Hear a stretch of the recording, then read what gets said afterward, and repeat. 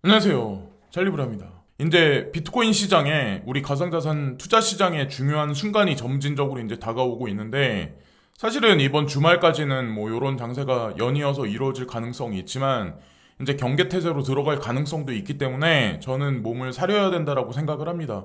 전투적으로 지금 막 빨간색이 업비트 창에 막 보인다 그래서 지금 분할 매수로 점진적으로 막 들어갈 때라고는 이제 생각을 안 하는 이유가 실은 26일부터 28일까지 잭슨홀 미팅이 있기 때문에 그런 것도 있고 인플레이션이라든가 내구재 뭐 발표 지수라든가 여러 가지 것들이 이제 발표되면서 연준에서 테이퍼링이나 금리 인상에 관한 발언을 할 수도 있어요. 사실 그런 상황에 직면해 있는 상황에서 전체적인 자산 시장이 다 올라가고 있는 지금 현재 상황이기 때문에 그렇다고 이제 전 생각을 합니다. 물론 장투하는 관점에서는 저는 모든 홀딩을 홀딩하고 있고 약간의 잉여 현금은 폭락이 오면 준비를 해서 뭐 매수를 하려고 준비하는 건 사실이긴 하지만 현재는 그렇다는 걸 이제 말씀드릴게요. 자, 이제 자세한 내용은 이제 영상에서 이제 말씀을 드릴 거고 일단은 지금 현재 연준에서 행하는 여러 가지 태도가 불시시다. 여기 이분이 이제 그런 식으로 이제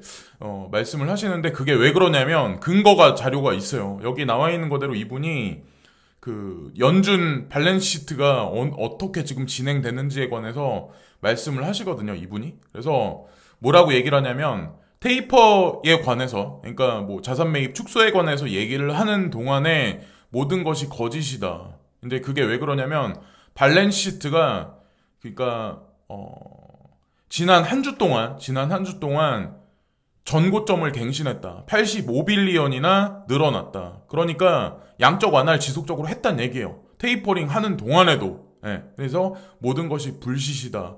얘기를 하네요. 그리고 연준의 이제 지난 2년 동안에 4.6 트릴리언 만큼 발레신 시트가 증가를 했다라는 얘기가 있어요. 자, 그러니까 공포심은 계속 불어넣는데 어쨌건 지속적으로 양적 완화를 했었다. 그래서 모든 것은 거짓이다. 뭐 이런 얘기를 지금 이분은 하시는 거고 차트적인 관점, 그러니까 그런 관점에서는 비트코인이 48,600달러 지지 여부가 향후에 알트코인 시장의 사토시 마켓에 방향을 가를 거라고 이제 생각을 해요. 물론 이거보다 비트코인이 더 많이 올라갔다가 살짝 이제 조정 단계에 있는 건 사실이긴 하지만 여기서 이제 비트코인이 어떻게 움직이냐. 여기서 뭐 급작스럽게 47,000달러로 떨어지면 이 모든 것이 다 얘기가 이제 안 돼 있는 거고 알트코인 사토시 마켓에서는 모든 알트코인들이 사실 차트적인 관점에서 준비를 하고 있는 현재 상황인데 사토시 마켓이 어느 정도 올라가 줘야 우리가 원하는 것만큼 알트코인 마켓에서 어느 정도 펌핑 장세가 이루어지지 않을까. 근데 다만 나쁘지 않은 거는 비트코인하고 이더리움이 특히나 이제 이더리움도 나쁘지 않게 지금 시세가 흘러간다는 자체가 나쁜 거는 아니거든요. 그래서 뭐 이거는 누가 어떻게 뭐 알트코인 불장이 올 거야라고 어떻게 단언해서 지금 현재 상황을 두고 말을 할 수 있을까요? 그것도 잭슨홀 미팅이 바로 코앞에 며칠 상간을 두고 있기 때문에 이게 주말 장세까지만 이렇게 될지 뭐 어떻게 될지는 모르겠어요. 근데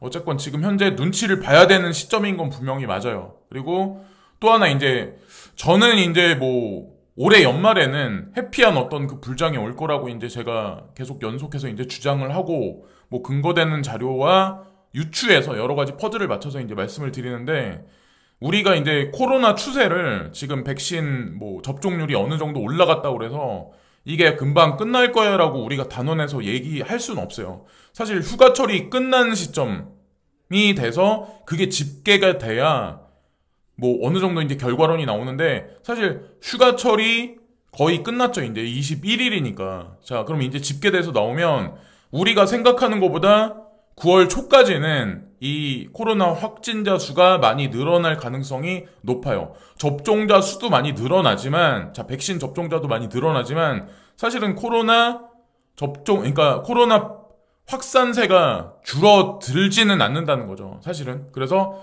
코로나 추세를 유추할 수 있는 거를 저는 이제 사실 뭐 애플이라든가 구글이 직원들을 대하는 어떤 그 태도, 스탠스를 보면 알 수 있거든요. 그래서 재택근무를 지금까지도 많이 지향을 하고 앞으로도 여기 보면 여기 문장에 나와 있는 걸로 보면은 내년 초까지 재택근무를 계속 유지를 시킬 거다. 그래서 여기 뭐 오프라인에 있는 어떤 그 사무실로 본사로 사람들을 출근시키지 않을 거야라고 애플에서 발표를 했어요. 근데 이거를 보면 대충 코로나가 추세가 향후 연말에 어떻게 될지 우리가 우회적으로 알 수가 있거든요. 그래서 애플과 구글사를 기준으로 해서 저는 연준의 정책 방향도 어느 정도 타진해서 유추할 수 있다라고 저는 생각을 해요.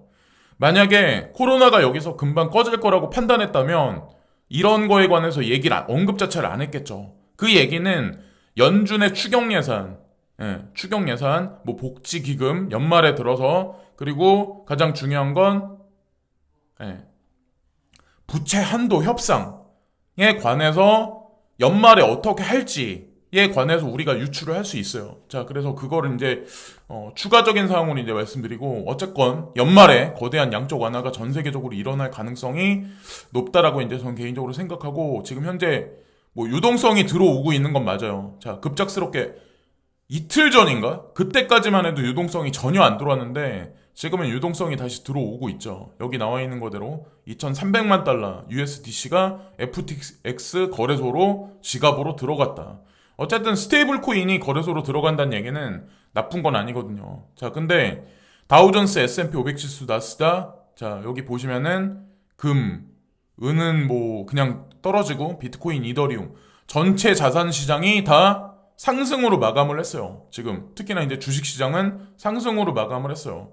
그러니까 다음 주 초에 어떤 기조가 나올지 모르겠지만 잭슨홀 미팅이 있기 때문에 눈치를 봐야 되지 않을까. 더더욱이나 전체 시장이 다 움직였다는 얘기는 이게 함정일 수도 있다라고 어느 정도 이제 해석을 해봐야 되지 않을까라고 저는 생각을 합니다. 그리고 알트코인에 관해서 연말에 뭐 불장이 올 수도 있다. 그리고 뭐 3분기를 우리는 모두 다 예측을 했는데 다 어떤 그 호재거리 이슈를 다 4분기로 밀어놨잖아요. 지금 호라이즌 같은 경우도 원래 3분기다 뭐 발표를 했었는데 9월달 안에 9월달 말이다라는 얘기를 했는데 4월로 밀었잖아요. 그래서 뭐 호라이즌 측에서는 10월 중으로 젠도 발표에 관해서 얘기를 했기 때문에 그거랑 지금 뭐 지캐시 재단 측에서 이제 발표를 하는 헤일로 아크 이 프로젝트에 관해서 연말에 여기 나와 있는 거대로 연말이란 얘기 있거든요. 연말에 이게 발표될 거다, 마무리할 거다라는 얘기. 그래서 이걸 뭉뚱그려서 한번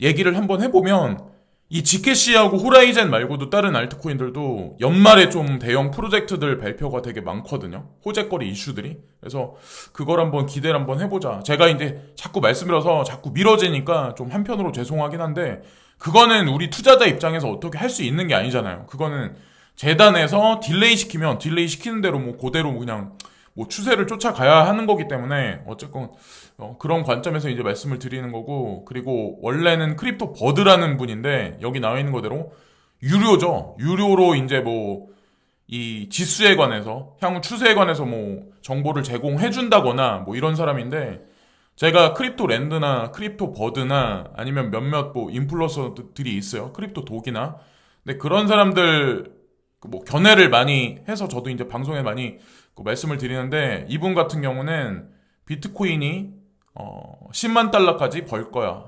10만 달러까지 갈 거야. 라는 얘기를 이분이 이제 하시거든요. 근데 이게 당장을 얘기하는 건 아니거든요. 그러니까 6월 29일 날 밑꼬리가 되게 길게 말리는 시점을 기준해서 비트코인이 반등할 거야 라는 얘기를 했었어요. 그래서 본인은 이때 매수를 했었고 지금까지 지속적으로 불리시다라고 주장을 하는 거죠. 그래서 어떻게 갈지는 모르겠지만 어쨌건 올해 안에는 최소한 1억 이상은 비트코인 기준에서 그리고 나머지 알트코인들도 그에 준해서 어느 정도까지는 상승해서 우리 지금 뭐 개인 투자자들 되게 지금 힘들어하시는 개인 투자자들한테 어느 정도 웃음을 주는 시장이 되지 않을까라는 생각하고 특히나 9월 24일 기준에서 특근법에 관한 뭐 거래소에 관한 모든 규제안이나 지금 바이낸스 규제안에 관한 것도 좀 어느 정도 이제 그림이 윤곽이 드러나면서 지금보다는 나은 시장에 이제 갈 거라고 생각을 해요. 제가 왜 그런 말씀을 드리냐면 바이낸스에 관해서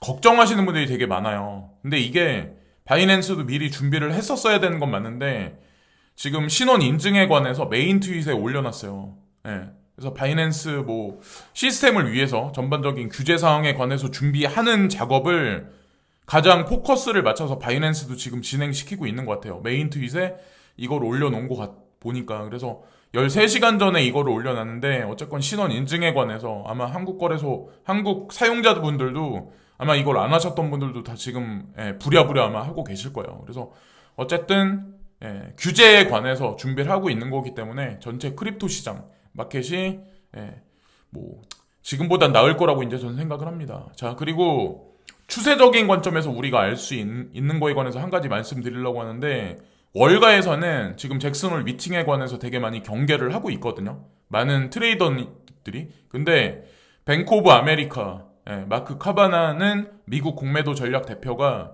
이번 회의에서 큰 정책 발표를 기대하지 않는다고 말했다.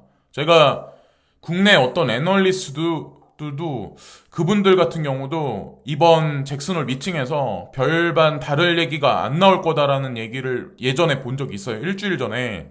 근데 뱅크 오브 아메리카 마크 카바나 이분 같은 경우도 마찬가지로 비슷한 얘기를 지금 하고 있네요. 그래서 어쨌건 예의주시해서 봐야 되는 건 맞고, 특히나 이제 중요한 게 여러 가지 어떤 그 지표가 발표가 되는데, 주택 판매자 지수가 자 월요일 날 발표되고, 그리고 신규 주택 판매 지수도 그리고 내구재 판매 지수도 수요일 날 발표가 돼요. 그리고 금요일에는 연준이 가장 면밀히 주시하고 있는 개인 소비 지출 데이터, 그리고 인플레이션 지수가 있습니다. 그래서 이것에 따라서 아마 연준에서 뭐라고 잭슨홀 미팅에서 발표를 할 거예요. 그러니까 27일인가 아마 그럴 거예요. 26, 27, 28일 날이 이제 회의 날짜인데, 중간 날짜 되는 때 이게 아마 발표가 될 거예요.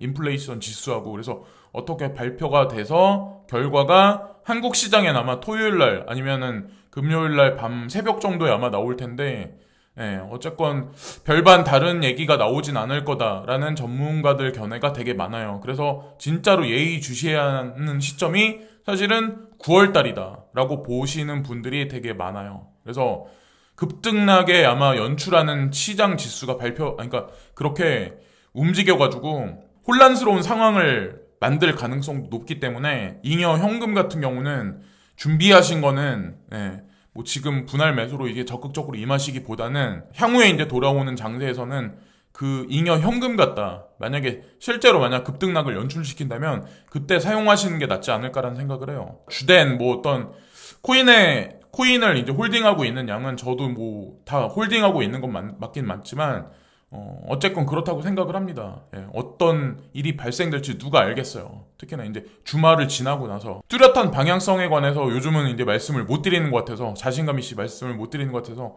죄송하게 항상 생각하고, 오늘도 시청해주신 모든 분들께 진심으로 감사를 드리고요. 구독과 좋아요 부탁드리면서 이번 영상도 마치겠습니다. 다음 주에 들어서 뭔가 구체적인 사항이 나오면 또다시 이제 영상에서 구체적인 사항들을 나열해서 퍼즐을 맞춰서 이제 영상을 제작하겠습니다. 오늘도 시청해주셔서 진심으로 감사드려요. 항상 감사해요, 여러분.